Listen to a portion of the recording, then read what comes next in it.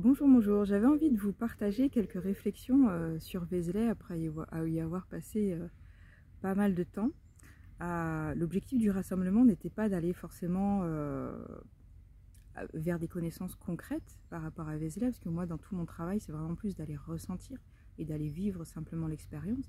Par contre, j'ai pris le temps de lire, de me renseigner, de faire pas mal de visites avec différents types de guides.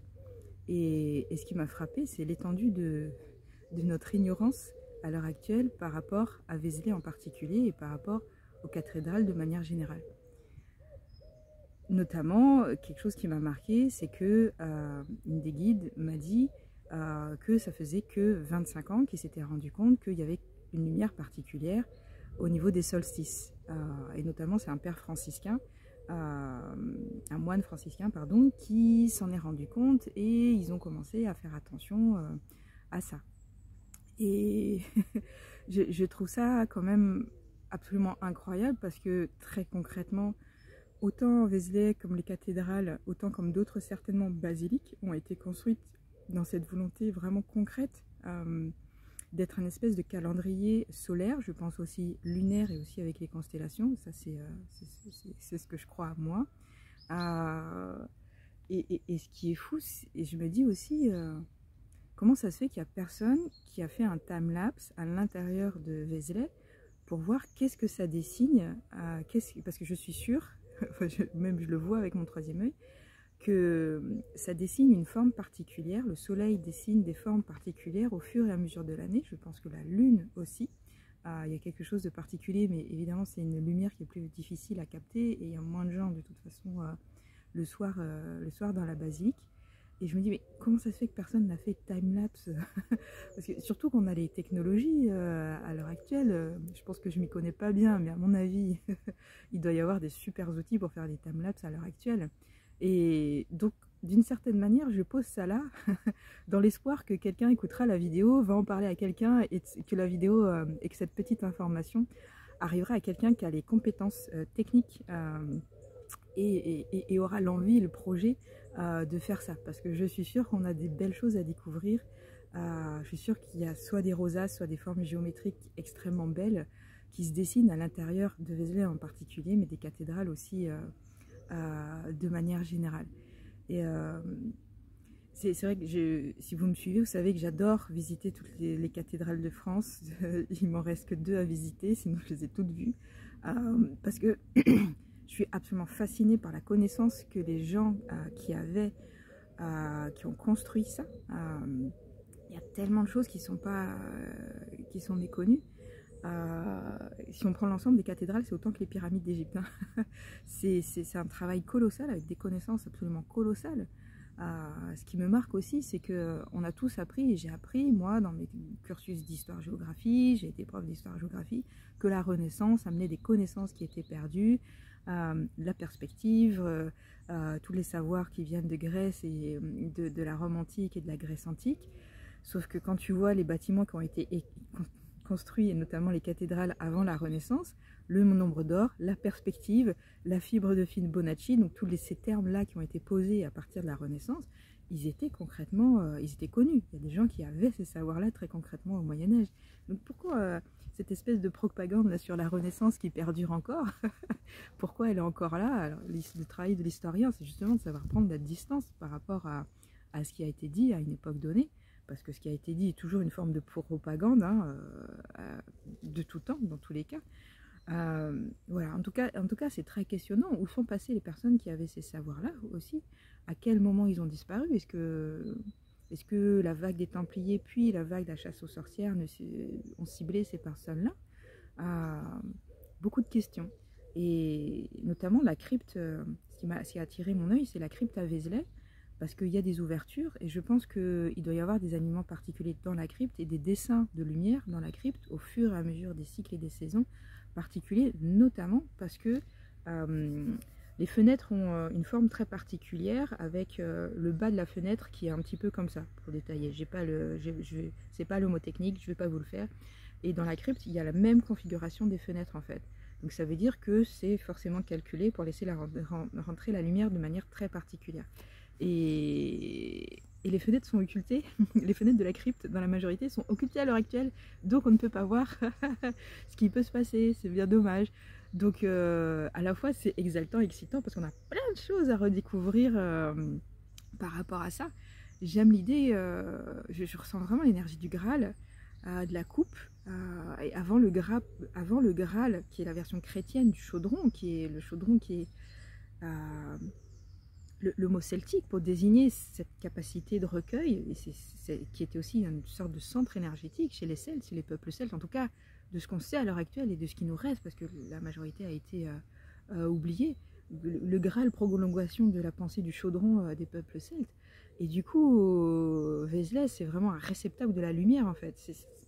La basilique constitue un réceptacle qui, à mon sens, enseigne sur la lumière. Je pense que quand on aura fait ces timelapses, moi je les vois avec mon troisième œil, hein, mais c'est trop complexe et j'arrive pas à le décrire. Avec des timelapses, avec la technologie actuelle, je pense qu'on peut retrouver qu'est-ce que ça raconte. Moi qui viens de passer du temps avec des praniques, des gens qui se nourrissent de lumière, je crois que fondamentalement, les gens qui ont construit les cathédrales connaissaient le fait de se nourrir de lumière. Je crois qu'il y a plein d'enseignements sur la lumière dans les cathédrales, en fait. Il suffit de s'asseoir et de passer du temps dedans. Je crois que c'est d'une certaine manière accessible. Ça a été fait pour être accessible à tous de manière sensible, pas forcément rationnelle, en fait. Même si on a les technologies à l'heure actuelle, un petit timelapse. J'ai trop envie. Je serais trop contente le jour où il y a quelqu'un qui va le faire et qu'on aura du coup voilà, cette chose-là dans la matière. Voilà, et c'est quelque chose que, à chaque fois que que je prends le temps d'aller soit dans une basilique, soit dans une cathédrale, j'y vais régulièrement parce qu'à chaque fois j'ai une nouvelle lecture. C'est comme si j'ai une nouvelle compréhension qui se pose. Comme si je ne peux pas avoir toutes les compréhensions d'un coup. C'est comme des couches de lecture parce que ce sont des bâtiments extrêmement complexes et que moi aussi j'ai besoin d'être à niveau et que ça correspond aussi moi à ce que j'ai besoin de comprendre à ces moments-là ou à cet instant-là pour pouvoir avancer. Et j'avais eu un moment où j'avais compris, enfin, très clairement, ça m'avait dit Chartres, c'était à Chartres. Ok, Chartres, astrolabe. C'est un astrolabe, c'est une carte des étoiles, c'est une carte des constellations. Et il y avait eu toute une préparation à la compréhension de ça. C'est-à-dire, j'étais au Taillenschel, du coup, cette montagne qui est entre les Vosges et l'Alsace, qui est un endroit très particulier énergétiquement. Tout le monde n'est pas d'accord pour dire ce que c'est des mégalithes, pas des mégalithes, etc. En tout cas, sur ce qui serait, il y a des vieux rochers, un peu du même style de ce qu'on peut trouver dans Fontainebleau. Comme ça vous donne une idée de ce à quoi ça ressemble si vous ne connaissez pas le Taillenschel. Donc, en tout cas, c'est en haut d'une montagne et il y a plein de bâtiments comme ça. Pardon, pas de bâtiments, ma langue a fourché, de vieilles pierres comme ça. Moi, je perçois des vieux bâtiments, mais bon, ça reste ma perception. Et donc, en haut du Taillenschel, j'étais super énergétisée et ça me dit astrolabe, astrolabe, astrolabe. Je dis ok, enfin, pourquoi ok. Souvent j'ai des bouts d'informations, je finis par comprendre au bout d'un moment. Donc voilà, je descends à la cathédrale de Strasbourg, je tombe, il y a l'astrolabe, il y a un astrolabe, l'horloge astronomique dans la cathédrale de Strasbourg, ça me dit astrolabe, astrolabe, ok. Et j'arrive à Chartres, et c'était que ma deuxième fois en conscience à Chartres, et j'arrive rue de l'horloge, sur l'horloge astronomique, et puis après je tombe sur toutes les références aux constellations à l'intérieur de la cathédrale de Chartres. Et j'avais pas vu ça la première fois que j'étais venue. J'étais sur une autre lecture. J'étais plus sur une lecture des lignes énergétiques qui passent la première fois sous Chartres. Et la deuxième fois, c'était ok, non, c'est un vaisseau de lumière. C'est ce mot-là que ça me donne. C'est un vaisseau de lumière et c'est une carte des étoiles en fait, tout simplement. Et ça chante et ça danse au fil des saisons. Etc. Et à mon sens, et là c'était très clair à Vézelay, ça a été calculé pour durer genre 2000, 3000, 4000 ans. Je ne sais pas si elles tiendront le coup aussi longtemps, je l'espère en tout cas, ces bâtiments.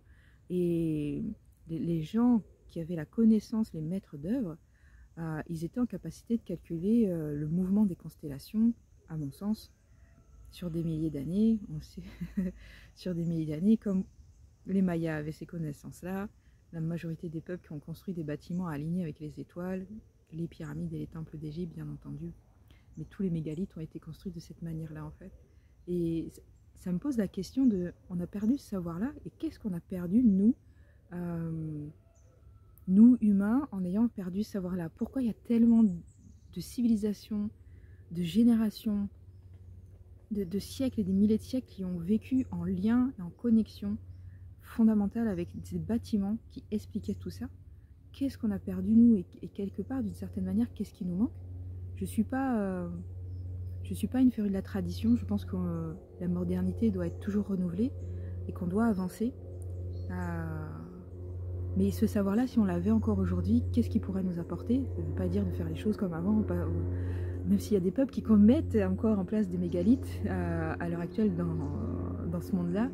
Peut-être qu'on n'est pas tous amenés à poser des mégalithes, mais si on posait nos maisons, nos bâtiments publics, nos bâtiments dans lesquels on se regroupe, s'ils étaient alignés encore avec tout ça, qu'est-ce que ça pourrait nous emmener? Voilà, j'ai des réponses personnelles, mais j'aime bien vous poser des questions. Ça laisse le champ très vaste et vos commentaires sont bien sûr bienvenus du coup sous la vidéo. Et voilà, en tout cas, je laisse ça à quelqu'un qui a la compétence, peut-être dans les jeunes générations, de monter le projet en collaboration avec les frères, les moines, qui sont les gardiens de ces bâtisses extraordinaires, que naisse un projet pour qu'on ait la carte du soleil, puis peut-être la carte de la lumière de la lune, à Vézelay notamment, et dans les autres cathédrales aussi. Je pense qu'on aura des très belles surprises, et je pense que dans tous les cas, ça va être de toute beauté. Ça va être absolument d'une grande beauté. Voilà.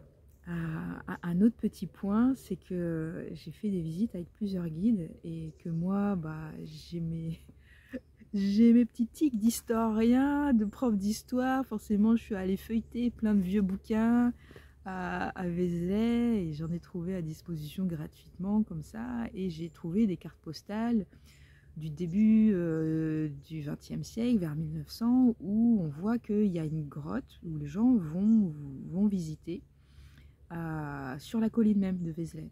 Et ça dit que c'est sur un terrain privé, quand le livre a été écrit, au moment où le livre a été écrit, mais ça j'ai pas regardé, je ne sais pas, donc le livre était ancien, ça disait que cet endroit n'est plus accessible parce que c'est dans un bâtiment. C'est vrai que j'ai posé la question, où est-ce qu'elle est cette grotte, au guide que j'ai vu, et ils ne savaient pas. Et ils m'ont plutôt parlé de cave, parce qu'effectivement la colline est truffée, comme le village est petit, qu'avant c'était enserré par des remparts, donc il y avait besoin de maximiser l'espace, donc forcément il y a plein de caves, ils ont creusé du coup. Mais voilà, donc je vais rechercher cette histoire de grotte, et je vais transmettre l'information au guide, parce que plus on mutualise l'information, plus on peut avancer ensemble, et plus c'est intéressant. Et voilà, je suis vraiment fascinée, comme les gens qui ont construit les cathédrales avaient les mêmes connaissances que ceux qui ont construit les anciennes basiliques. J'avais vu ça à Aix-la-Chapelle. Aix-la-Chapelle est aussi avec toutes ces informations vibratoires et de géométrie sacrée, alors que c'est pas trop dit qu'à cette époque-là, ce qu'on appelle le haut Moyen-Âge, c'est pas trop dit qu'il y avait aussi des savoirs extraordinaires, quoi. Et que les mégalithes aussi, tous les mégalithes du monde sont avec ces mêmes connaissances-là. Donc à la fois je me dis, mais qu'est-ce qu'on a perdu et comment on a perdu ça?